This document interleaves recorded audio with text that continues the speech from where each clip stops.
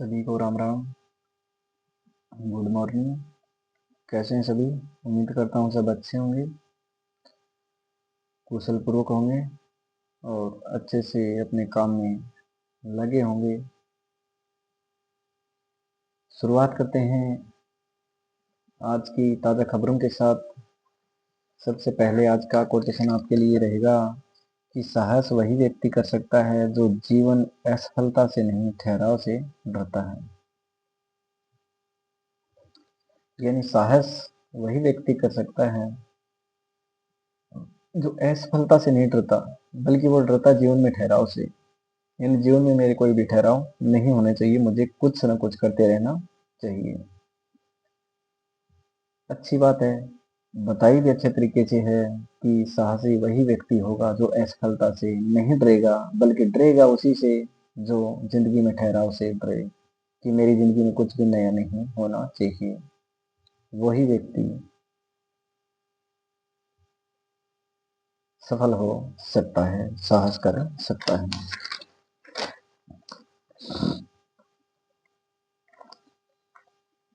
अगली खबर अंतर्राष्ट्रीय खबर रहेगी कि तानाशाह शासक जो हैं ट्रंप महोदय, उन्होंने बोल दिया कि ग्रीनलैंड को अमेरिकी क्षेत्र बताया, दुनिया भर के बाजार गिर गए। यानी ट्रंप ने ग्रीनलैंड को अमेरिका का क्षेत्र बता दिया है, इसलिए बाजारों में गिरावट आ गई है। ट्रंप की धमकी के बाद यूरोप लामबंद हो गया है, जवाब के लिए वो तैयार है। यानी जबरदस्त तानाशाही। आज के युग में बोलते हैं कि तानाशाही नहीं चलती, लेकिन आज के युग में भी खूब तानाशाही हो रही है। ट्रंप महोदय रोजाना किसी न किसी पे कब्जे के लिए उतारू रहते हैं। कनाडा और वेनेजुएला क्षेत्र को भी अमेरिकी क्षेत्र उसने दिखाया है।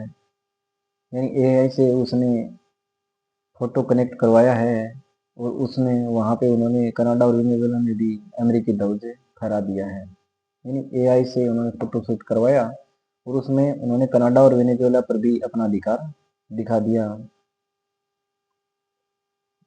उधर ईयू ने कहा है कि अमेरिका दगाबाज है, क्योंकि ईयू और ने जब हस्ताक्षर हुए थे ईयू के साथ तो अमेरिका भी उसमें शामिल था। तब ईयू बोल रहा है कि जब एक शक्तिशाली देश ही ऐसा करेगा तो बाकी देशों का फिर क्या होगा। उधर फ्रांसीसी राष्ट्रपति जो है मैक्रो, उन्होंने बोल दिया कि जो दुनिया है वो गुंडों के युग में जा रही है। अब सिर्फ ताकतवर का कानून ही मायने रखता है। ब्रिक्स और G20 देश सहित उभरती अर्थव्यवस्थाएं अधिक वैश्विक सहयोग करें। इन्होंने सहयोग की अपील की है कि हमें बाकी लोगों को एकजुट हो जाना चाहिए।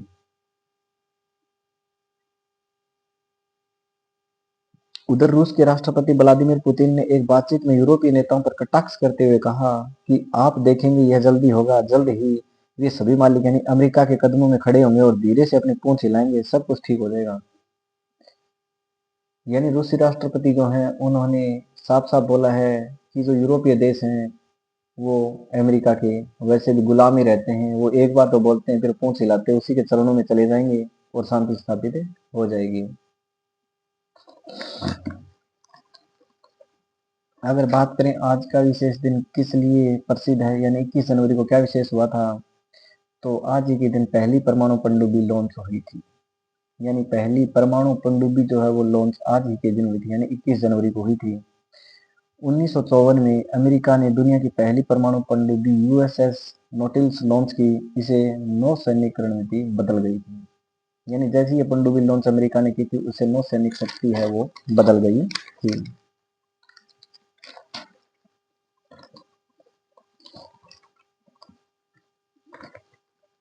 अगले कुछ ऐसे क्वेश्चन टाइप में या करंट जीके का आपको बताऊंगा कि अंडमान सागर के नॉर्थ बे में भारत की पहली ओपन सी यानी खुले समुद्र में मछली पालन परियोजना की शुरुआत हुई है। यानी अंडमान सागर के नॉर्थ में खुले मछली पालन परियोजना की, यानी खुले समुद्र में मछली पालन कैसे हो, यानी समुद्र है उसके अंदर मछली पालन हम कैसे करें, अंदर ही यानी पानी के अंदर मछली पालन कैसे करें। इस पहल का उद्देश्य ब्लू इकोनॉमी को मजबूत करना है। इस पायलट परियोजना में समुद्र में मछलियों का वैज्ञानिक तरीके से पालन किया जाएगा। यानी मछलियों का समुद्र के अंदर ही वैज्ञानिक तरीके से पालन इसमें किया जाएगा। अगला क्वेश्चन रहेगा कि पूर्व विश्व नंबर 1 बैडमिंटन खिलाड़ी साइना नेहवाल ने पेशेवर खेल से संन्यास की घोषणा की। उनकी आखिरी प्रतियोगिता 2023 सिंगापुर ओपन थी। वे ओलंपिक में मेडल जीतने वाली पहली भारतीय बैडमिंटन खिलाड़ी हैं। यानी भारतीय बैडमिंटन खिलाड़ी साइना नेहवाल बहुत अच्छे खिलाड़ी हैं। उन्होंने अपने पेशेवर खेल से संन्यास लेने की घोषणा कर दी है। वे ओलंपिक में मेडल जीतने वाली पहली भारतीय बैडमिंटन खिलाड़ी हैं। यानी वे ओलंपिक में पदक जीतने वाली पहली भारतीय बैडमिंटन खिलाड़ी बनी थी। अगला क्वेश्चन रहेगा कि एशियाई मैन्युफैक्चरिंग इंडेक्स में भारत 11 प्रमुख एशियाई देशों में छठे स्थान पर रहा। जो एशिया की जो मैन्युफैक्चरिंग इंडेक्स है, यानी मैन्युफैक्चरिंग हब है एशिया का, उसमें 11 प्रमुख एशिया के देशों में भारत का छठा स्थान है। यानी बहुत पीछे है भारत मैन्युफैक्चरिंग में। 2024 में ये चौथे स्थान पे था। यानी भारत जो था 2024 में चौथे स्थान पे था और 2025 में छठे स्थान पे आ गया। हालांकि मैन्युफैक्चरिंग में भारत में कोई कमी नहीं हुई, लेकिन जो और दो देश थे जो दो आगे निकले हैं, वो लोग अपने मैन्युफैक्चरिंग में वृद्धि करके निकल गए हैं और भारत वहीं का वहीं स्थिर रह गया, इसलिए पीछे आ गया। इसलिए हमें अपना मैन्युफैक्चरिंग हब है वो बढ़ाना होगा। चीन अभी भी इस लिस्ट में पहले पायदान पर है। यानी चीन पहले पे है, मलेशिया दूसरे पे और वियतनाम तीसरे स्थान पर बने हुए हैं और पहले भी बने हुए थे। उसमें चौथा स्थान भारत का था, लेकिन आज भारत का छठा स्थान आ गया है।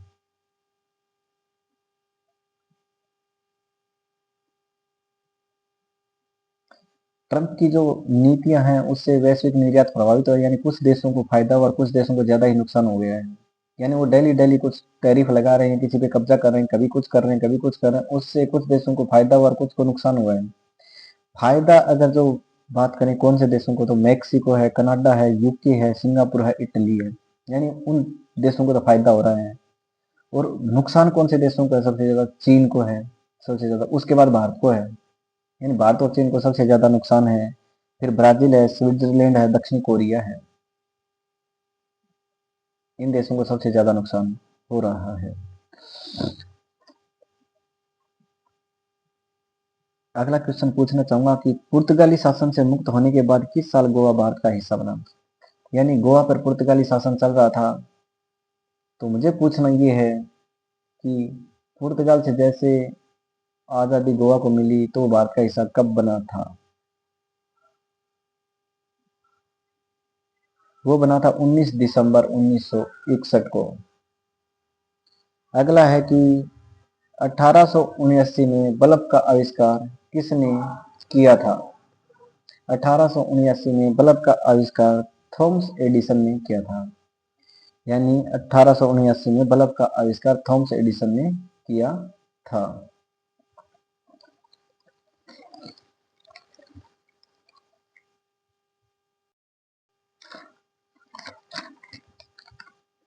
अगली आपको प्रेरणा शब्द बात बताई जाएगी कि समझदार व्यक्ति को यह पता होता है कि कब किस बात को अनदेखा करना है।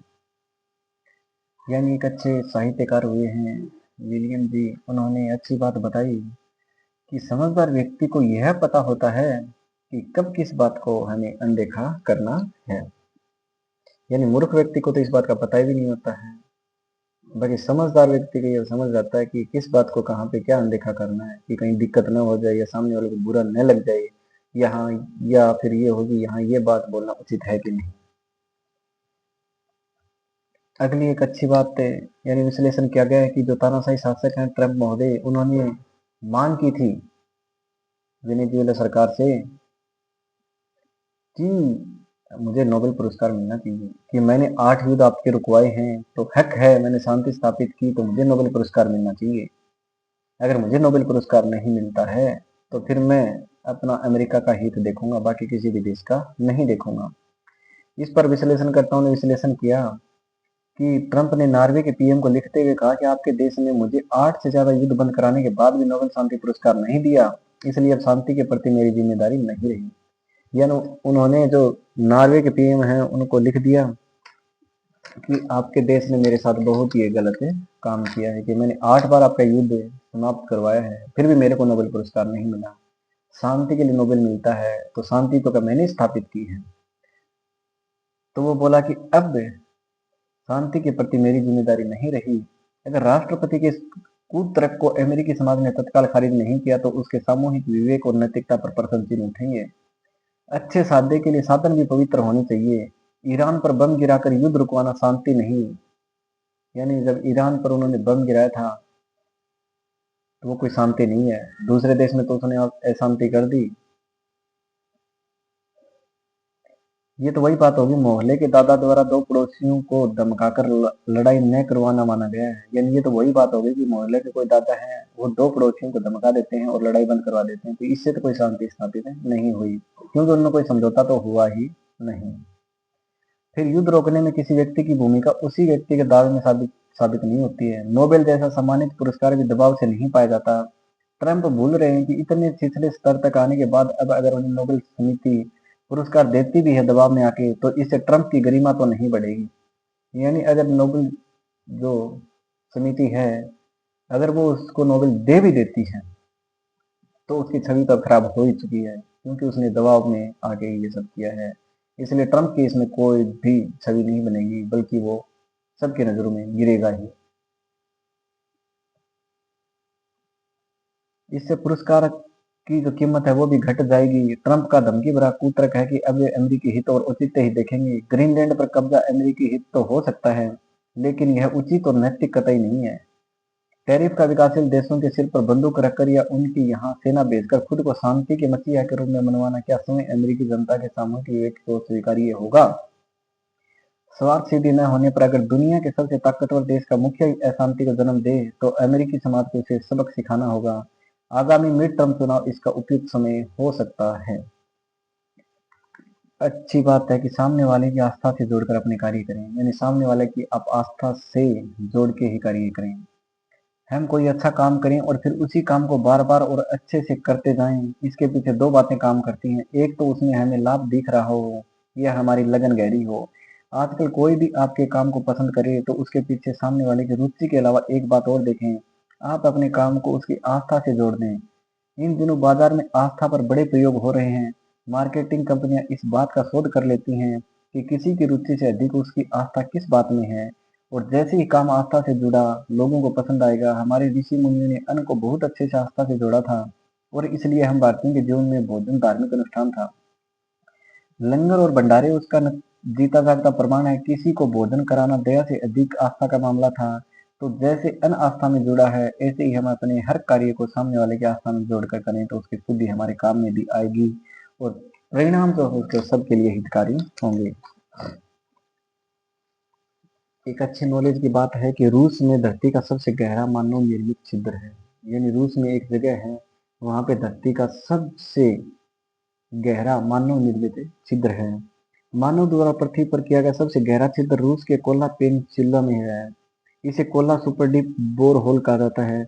1970 में तत्कालीन सोवियत संघ ने पृथ्वी की गहराई में तापमान और चट्टानों के गुणों का अध्ययन करने के लिए बैरेंट सागर के पास वर्ष 24 मई 1970 को ड्रिलिंग शुरू की थी।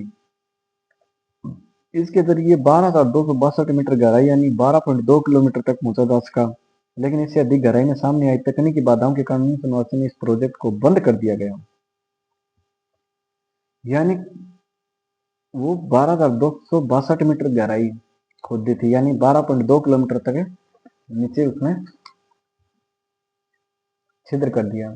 लेकिन जब तकनीक की समस्याएं आने लगी तो उसको 19 साल बाद बंद कर दिया गया। 180 डिग्री सेल्सियस तक का अत्यधिक तापमान होने के कारण इस प्रोजेक्ट को रोककर बोर होल का मुंह बंद कर दिया गया। तब से ही यह बोर होल उसी स्थान पर मौजूद है। यानी वहां पर 180 डिग्री सेल्सियस तापमान चला गया था नीचे, इसलिए वो तकनीकी खराबी के कारण वहीं पे उसको रोक दिया गया था, वरना खुदाई और भी नीचे तक चली जाती। इसलिए उस मुंह को वहीं पे बंद कर दिया गया था एक बार।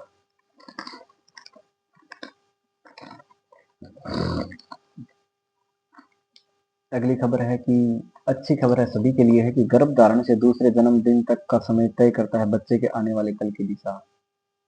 यानी बच्चा जिस दिन गर्भ धारण करता है उससे 2 साल तक का जब तक हो जाता है तब तक वो अच्छा मतलब उसका जीवन माना जाता है। जीवन के पहले 1000 दिनों पर रहता भविष्य का दारोमदार।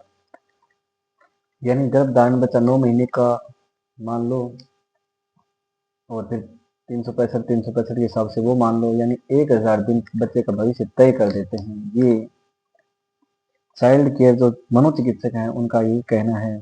विकसित भारत के बड़े सपने की नींव में एक गंभीर कमी है, बच्चे के जन्म से पहले और बचपन में देखभाल और विकास पर नाकामी ध्यान। यानी जब तक बच्चा छोटा होता है तब हम नाकामी या ये मानते हैं कि बच्चा अभी बचपना है, इसलिए हम उस चीज पे कोई गौर ही नहीं करते, बच्चे पे कोई मतलब देखा दाखी नहीं करते, जैसा बच्चा करता है वैसे ही करता है। गर्भधारण से लेकर बच्चे के दूसरे जन्मदिन तक का समय यानी जीवन के पहले 1000 दिनों को विश्व स्वास्थ्य संगठन और यूनिसेफ अवसरों की स्वर्णिम खिड़की मानते हैं। यानी विश्व स्वास्थ्य संगठन डब्ल्यूएचओ और यूनिसेफ 1000 दिन तक को बच्चे के जीवन की सबसे अच्छी कड़ी मानते हैं। यही वह समय है जो किसी भी बच्चे के शारीरिक मानसिक भावनात्मक भविष्य की दिशा तय करता है। यानी यह वही समय हमें पता नहीं चलता है, लेकिन यह वही समय है जो बच्चे की शारीरिक मानसिक भावनात्मक भविष्य की दिशा तय करता है। एपिजेनेटिक्स के क्षेत्र में हुए अध्ययनों से स्पष्ट हुआ है कि गर्भधारण से पहले माता पिता और गर्भावस्था में माता पिता का स्वास्थ्य, पोषण, मानसिक स्थिति, तंबाकू का सेवन और पर्यावरणीय संपर्क बच्चे के जीन की अभिव्यक्ति और दीर्घकालिक स्वास्थ्य परिणामों को प्रभावित करते हैं। माता पिता में मोटापा, नशे की आदतें, कुपोषण और तनाव बच्चों में गैर संचारी रोगों, विकासात्मक देरी और मेटाबॉलिज्म संबंधी विकारों का जोखिम बढ़ा देते हैं। यानी माता पिता में मोटापा है या नशे की लत है या लड़ाई झगड़ा करते हैं तो उसका असर बच्चे पे शुरुआत से ही आना शुरू हो जाता है। इसके बाद बाल विकास की नजर से जीवन का दूसरा महत्वपूर्ण समय तीसरे वर्ष की शुरुआत से 8 वर्ष की आयु तक होता है। इस तरह कुल मिलाकर पहले 3000 दिन मानव विकास की दृष्टि से निर्णायक हैं। भारत में 2 से 8 वर्ष की आयु के बच्चों के लिए कुछ योजनाएं जैसे आंगनबाड़ी और पोषण अभियान या क्रेश है, लेकिन ये मुख्यतः निम्न और निम्न मध्यम आयु वर्ग तक सीमित है। 2 वर्ष की आयु तक बच्चे के मस्तिष्क का लगभग 80 से 85% विकास होता है। वाह, बहुत अच्छी बात है कि बच्चे के 2 वर्ष तक उसके जो मस्तिष्क का विकास है वो 80 से 85% होता है। यानी बच्चे के मस्तिष्क जो विकसित है वो 2 साल तक हो जाता है और उसका हमें पता भी नहीं चलता है। इस अवस्था में उपेक्षा या अभाव के दुष्परिणाम अक्सर जीवन भर के लिए परिवर्तनीय हो जाते हैं। इसलिए बच्चे को विशेष ध्यान देने की जरूरत है। हमें हर कदम बच्चे के सामने फूंक फूंक के रखना चाहिए, सोच समझ के रखना चाहिए। इसलिए अब समय आ गया कि हम बाल विकास के लिए गर्भधारण से लेकर 2 वर्ष की आयु तक के चरण पर समन्वित, समग्र और ठोस कदम उठाएं, जहां स्वास्थ्य, पोषण, शुरुआती सीख, भावनात्मक कल्याण और देखभाल जैसे बिंदु एक साथ जुड़े। युवा और दंपतियों के लिए विवाह मुहूर्त, विवाह पूर्व और गर्भधारण पूर्व परामर्श पर अधिक ध्यान दिया जाना चाहिए, जिसमें पोषण, मानसिक स्वास्थ्य, जीवन शैली और पीढ़ी दर पीढ़ी पड़ने वाले प्रभावों पर चर्चा हो। यह सार्वजनिक स्वास्थ्य में सबसे अधिक लाभ देने वाले निवेशों में से एक होगा, जो एक साथ 2 पीढ़ियों को लाभ पहुंचाएगा।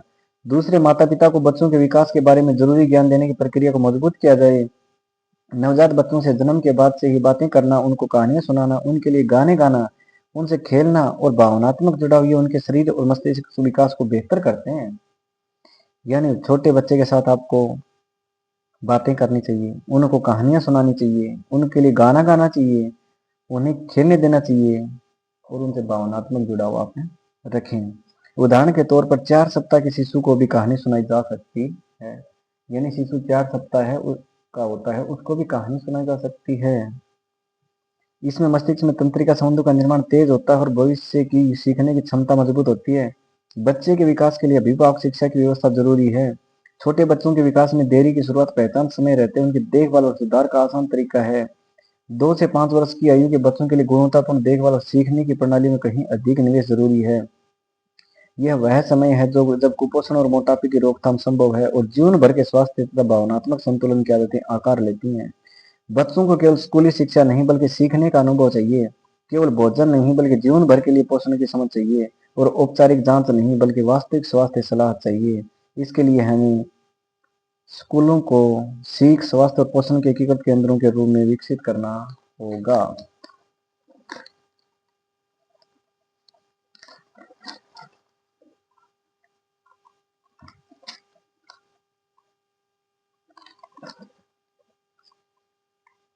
एक अगली खबर है कि चाय के साथ खाना खाना हमें नहीं चाहिए। यानी चाय के साथ हमें कुछ भी नहीं खाना चाहिए। उसके पीछे रीजन बताए गए हैं कि हम में से बहुत से लोग खाना खाते ही चाय पी लेते हैं, कुछ तो रोटी पराठे के साथ ही सिप लेते जाते हैं, कोई आदत तो कोई स्वाद के नाम पर ऐसा करता है, लेकिन डॉक्टर साहब कहते हैं कि ये कॉम्बिनेशन शरीर को जरूरी पोषण से वंचित कर देता है। वैज्ञानिक पीबी डिसलर का शोध the effect of the T on iron absorption बताता है कि ये नुकसान कितना गहरा है। खाने के साथ चाय क्यों नहीं सेट होती है? चाय में एक रसायन तत्व होता है टैनिन, जो हमारे खाने में मौजूद आयरन को अपने साथ चिपका लेता है। टैनिन आयरन मिलकर एक तरह का गांठ जैसा कॉम्प्लेक्स बनाते हैं जिसे शरीर पचा नहीं पाता। यानी हम खाना तो खा लेते हैं पर चाय पीने के बाद शरीर को उसका पूरा फायदा नहीं मिलता है। इससे दिक्कत किन लोगों को ज्यादा होती है? शाकाहारी लोग, किशोरियों और गर्भवती ज्यादा प्रभावित होती हैं। इन सभी को आयरन की जरूरत ज्यादा होती है और चाय उनके लिए पोषण का रास्ता आधा बंद कर देती है। थकान, चक्कर या कमजोरी बढ़ सकती है, इसलिए किशोरियों को चाय तो नहीं पीनी चाहिए। सबसे ज्यादा नुकसान कब होता है? खाने के दौरान या खाना खत्म होते ही चाय पीने से पोषण तत्वों का अवशोषण सबसे ज्यादा रुकता है। शरीर उस समय तेजी से पोषण सोख रहा होता है। खाना खाते हुए कुछ पीने की आदत हो तो विशेषज्ञों अनुसार हमें चाय की जगह हल्की हर्बल टी, लेमन वाटर, कोई विटामिन सी वाला ड्रिंक लेना चाहिए। ये शरीर को नुकसान नहीं पहुंचाते बल्कि कुछ मामलों में आयरन का अवशोषण बढ़ाते हैं। आखिरकार क्या है चाय पीने का सही वक्त? खाने से 1 या 2 घंटे के गैप में चाय पिए। खाने के साथ चाय का मेल भले अच्छा लगे पर सेहत के हिसाब से यह है बहुत गलत है। यानी खाने के साथ हमें चाय नहीं पीनी चाहिए या चाय के साथ हमें कुछ भी नहीं खाना चाहिए। अगली एक ब्रिटिश पत्रकार हुई है, उन्होंने दंपतियों के लिए बताया है कि मुझे अपनी शादी परफेक्ट लगती थी पर तलाक हो गया। काश उन 5 संकेतों को वक्त रहते समझ पाती तो रिश्ता टूटने, यानी उन्होंने 5 संकेत बताए हैं रिश्ता टूटने के। अच्छे संकेत हैं। एक तो ये हो सकता है कि जब पति पत्नी से कम कमाता हो तब ये दिक्कत हो सकती है। उनके यानी उसके पति को बात खलती थी कि वह उससे ज्यादा कमाती है। वह चाहते थे कि युव गरीब करियर को पीछे रखें और उन्हें प्राथमिकता। कई महिलाओं ने भी आर्थिक असंतुलन को शादी टूटने का बड़ा कारण बताया। मनोवैज्ञानिक मानते हैं कि महिलाओं की आर्थिक प्रगति अब भी पुरुषों के लिए असुरक्षा पैदा करती है। दूसरा कारण बताया कि वह जब वह नाराजगी जाहिर न करे, यानी पति नाराजगी जाहिर न करे, यानी शांत रहे तो भी एक दिक्कतें हो सकती हैं। उनका कहना था कि मेरे पति घर का सारा काम बिना शिकायत के करते थे, जिससे उन्हें लगता था कि वह बेहद सहयोगी हैं। पर ब्रेकअप से कुछ हफ्ते पहले उसने बताया कि वो बोझ महसूस कर रहा है। वे मनोवैज्ञानिकों ने कहा कि जो साथी भावनाएं दबाते रहते हैं वे अचानक इमोशनल ब्लास्ट कर देते हैं। जो नाराजगी सम्मानजनक तरीके से जाहिर करता है वही भरोसेमंद है। यानी जो व्यक्ति अपनी नाराजगी जाहिर नहीं करे उसको भी समझना चाहिए। तीसरा बताया जब बातचीत का टोन बदलने लगे। तीसरा कारण बताया कि जब बातचीत का तरीका व्यक्ति का सामने वाले का बदलने लगे तो भी ध्यान रखने की बहुत ज्यादा जरूरत है। चौथा बताया लंबी सगाई और भव्य शादी, यानी लंबी सगाई रहे या कोई बीच में फैक्शन आ जाए तब उसमें पता नहीं चलता है कि दोनों के बीच रिश्ते कैसे हैं कैसे नहीं है। यानी वो समाज में घुल मिल जाते हैं तो बीच बीच उनको पता ही नहीं चलता है कि बीच में क्या हो रहा है क्या नहीं हो रहा है। यानी जिसको वो जो नाराज है वो तो दूर होता जाएगा, लेकिन दूसरे सामने वाले को उस चीज का पता नहीं चलेगा कि वो ऐसा ऐसा हो रहा है उसके साथ। पांचवा बताया कि बच्चे की चाह लेकिन टाल मटोल। पांचवा बताया कि एक को बच्चे की चाहत है लेकिन दूसरा टाल मटोल करता है तो वो भी रिश्ता बिगड़ने का कारण हो सकता है। लेकिन हर समस्या का समाधान बैठ के ही सुलझा लिया जाए तो बेटर रहता है। धन्यवाद। आज की खबरें यही समाप्त होती हैं। आपका दिन शुभ हो।